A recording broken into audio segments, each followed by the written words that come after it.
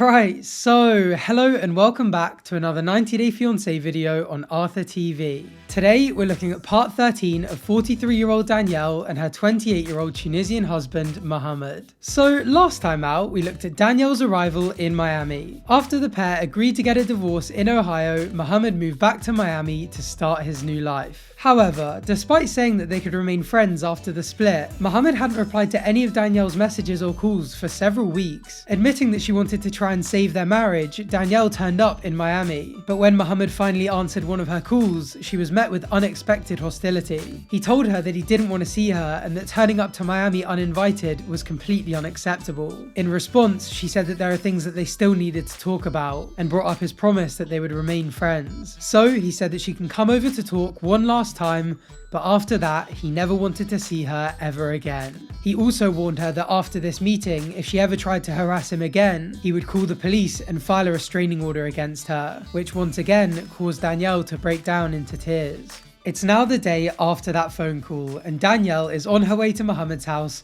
to confront him face to face. With Mohamed ruling out them ever getting back together, she is now instead seeking revenge and wanting to once again demand answers about his intentions and behavior during their relationship.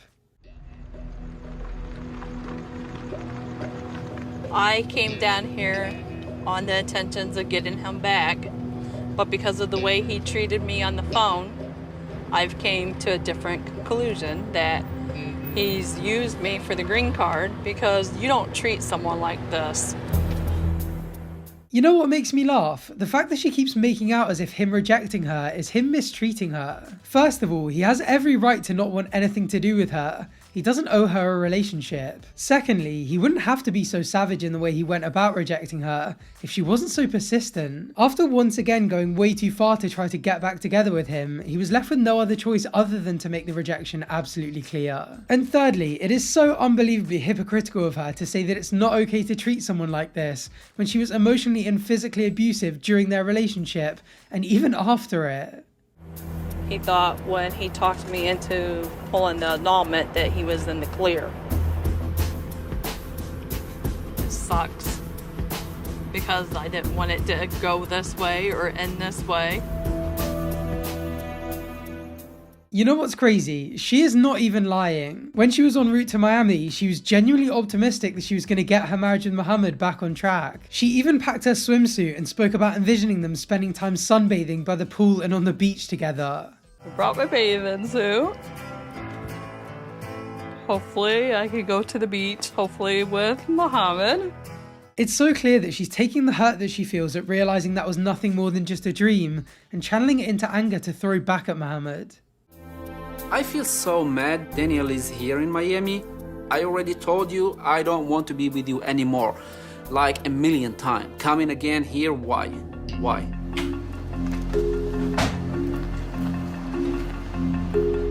I agreed to talk to Danielle, but I'm not going to let her inside my house. Hey, this is going to be the last time. I want to be done with her for good.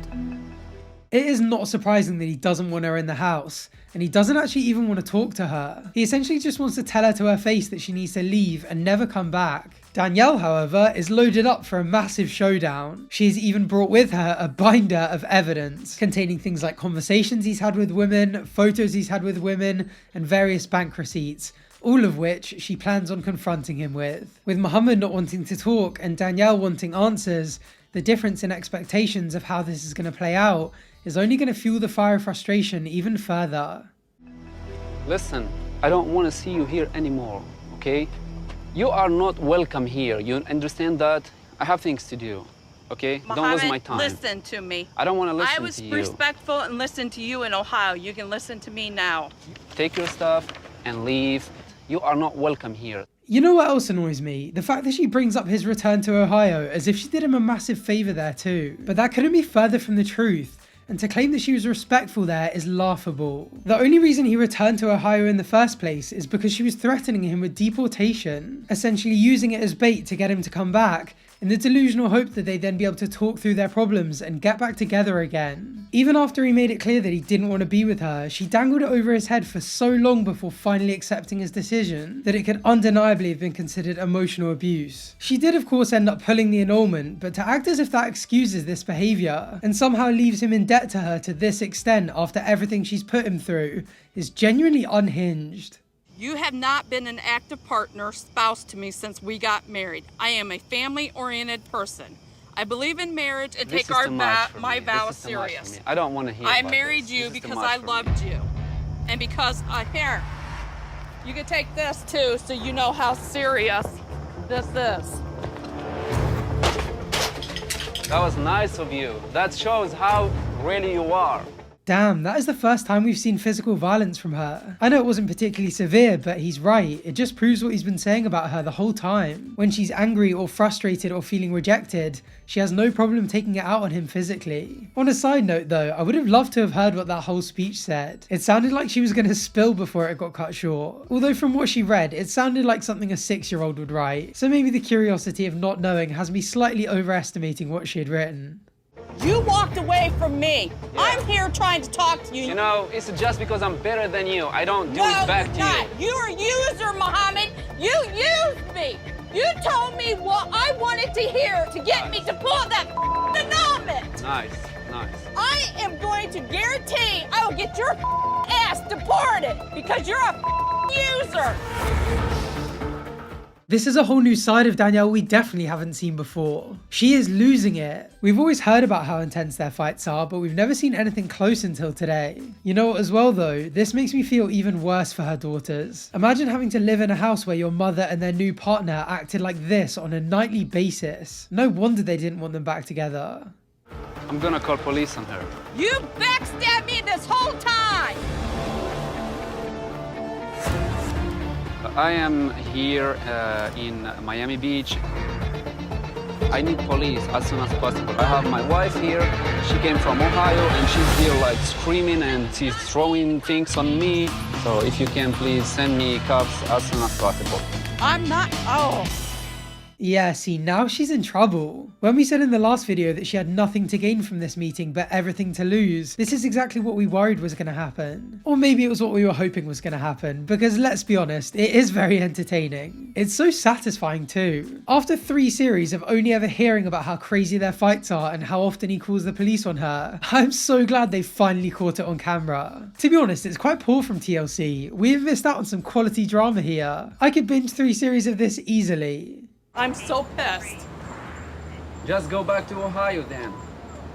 And don't come again. No, I'm doing everything I can to get you deported, Mohamed. Okay, you don't treat someone like this that has brought you here. Tell that to the judge. Visa. Mohamed, I got plenty of evidence that you used me. Okay, are you the one who's gonna deport me? Like take me from my ear I will and deport? do everything in my power to get your ass deported. Okay. I actually love Mohamed's sassy side. It's come out every now and then over the last few videos and it's always so funny. Like, are you the one that's gonna physically deport me? Alright then, leave. He's just sick of her, isn't he? He's not even taking her threat seriously anymore. It's also so bold of her to talk about legal repercussions when she's just rocked up at his house uninvited and thrown a binder at him. Even if neither of those things ends up being considered a criminal offence, it's not gonna look too good on her record, is it? And what's this? Police report number 11? This is so embarrassing. It's very hurtful that he's called the cops on me because Mohamed's supposed to be a person that said that he loved me and was here to build a life with me. But yet he's turned my life into misery. She puts so much blame on Mohamed, but she really is her own worst enemy, isn't she? I'm not saying he isn't partly responsible for a lot of her pain, but over the last few months, the vast majority of it is on her. All of these elaborate schemes to try and win him back, rather than starting the healing process and moving on, has just allowed her to cling on to the relationship in her mind. And in situations like this, it really is the hope that kills you. Right now, she could be sat at home with her family, mending broken relationships, potentially seeing someone that makes her happy, with all of this in the past. But instead, she's thousands of miles from home, obsessively stalking her ex, with police questioning her after receiving a domestic dispute call. And she has no one to blame but herself. I have brought him to America and now he's called the American police on me. That's the thanks that I get for bringing him to America. Big slap in the face. Hello, I've been set up. I have no idea why he called you. You know what? I actually think she believes what she's saying. I genuinely don't think that she has the intellectual capacity or social awareness to realise what she's done and that she's done it on camera. And she's lucky too, because the police told her that because it all happened outside, there's nothing they can do about the fact that she threw the binder at him. But they warned her that if it had happened indoors or on his property, she would have been charged with domestic abuse. And also, the whole "this is the thanks I get for bringing him to America" is exactly what we were saying earlier. As if he should have to tolerate constant stalking and harassment months after leaving the relationship, just because she brought him to the US over 2 years ago. She's just once again trying to abuse the power dynamic. This is too much for me. Seriously, this is too much. It's so embarrassing. I'm not used to somebody like screaming on me on the street. She's a violent person. Like hitting someone. I will try to get the police like to report this, what happened tonight. And then I will show everything to the court. And then I will say, hey, this is why I don't want to be with this person. Yeah, again, this is what we were saying in the last video. This has played into his hands quite nicely. If he came to the US, got the green card and left Danielle straight after, it would definitely raise suspicions that the whole marriage was fraudulent. But now he can turn around and be like, I left her because of who she is as a person and how she treated me. And to back him up, not only does he have all the police reports, but he also now has undeniable video evidence. Mohamed, this is between you and me. Don't talk to me. There is police, they will talk to you. No, I'm gonna get you out of the States. Okay, try, do whatever you want. But don't come here screaming, throwing things on me, and acting like you are a crazy person. No, because I want to done, talk. let me know, I will come back. When you're done, I want to let talk. me know. See you in the court. She has completely lost her leverage on him, hasn't she? Just a few videos ago, she was threatening him with annulment and deportation, and he was doing everything in his power to appease her. But now, he's not scared at all to just call her bluff. I guess he knows he's got a much stronger case now, so if she does try and get him deported, she's a lot less likely to be successful. And so it's not worth tolerating her any longer to try and stop her. She's obviously also realised that that means that she's lost the ability to manipulate him, so she's absolutely fuming. This is the final straw. I'm done playing his games. I'm done being treated like garbage. He'll be sorry that he ever treated me this way.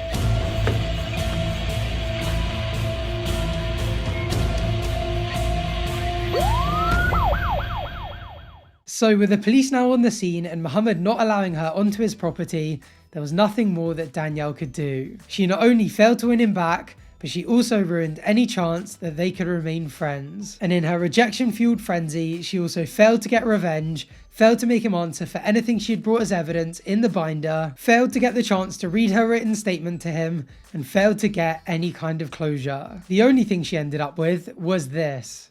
Now I have a police report for Miami. So I'm gonna take all this back to Ohio. I'm gonna do whatever it takes to get him out of this country. Her whole attitude absolutely reeks of "if I can't have you, no one can." It's actually disturbing. And even with the police on his side and a potential restraining order on the way, the whole confrontation hasn't left Mohamed in a good place either.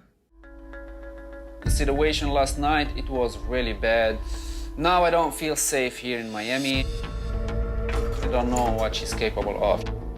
Bit dramatic in peeking through the blinds like she might be spying on him from the bushes or marching down his driveway, but I'm guessing the producers asked him to do that for dramatic effect. And to be fair, knowing Danielle, maybe expecting her to show up for one last round before flying back to Ohio isn't that unreasonable. Unfortunately though, that's not even all he's worried about, because with the two of them going from friends to adversaries, he now genuinely fears that she's going to take that binder of evidence, present it to a court, and try and get him deported.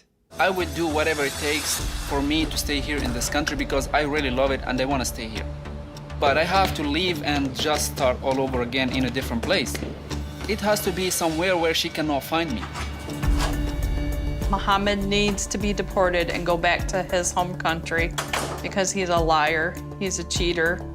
I'm not gonna take his crap no more. It really sucks for Mohamed. The relationship was over months ago and that should have been the end of it. After months of worrying about getting deported, he only had a few weeks to finally relax, and now he has to live in fear again. He also now has to find somewhere else to live, and even then he has to constantly worry that at any moment Danielle could find out where he's moved to and show up to harass him all over again. He's basically going to be living life with two swords of Damocles dangling over his head, knowing that Danielle is going to be doing everything in her power to cut the one horsehair thread that they're hanging by. Running from an apartment to another, trying to hide my address because someone else is coming to get me deported. This is not right. I will find Mohamed wherever he goes. This is the final straw. I'm done playing his game. I am not going to let him get away with what he's done to me. You know, the sad thing is that as much as Danielle keeps talking about this whole thing being a game, it really isn't to Mohamed. He doesn't want her turning up to his house and throwing stuff and constantly harassing him. He just wants to move on with his life in peace. Unfortunately, although this was the last episode of the season, Mohamed just couldn't escape the drama, because not long after Danielle left, it was time for the season finale tell-all episode. So if you don't want to miss the reunion where fires are stoked, emotions run riot, and Danielle and Mohamed reveal possibly the most outrageous and shocking information ever exposed on the show, make sure you're subscribed down below so you can catch that video as soon as I upload it. Thank you for watching, and hopefully I'll see you on the next one. Bye for now.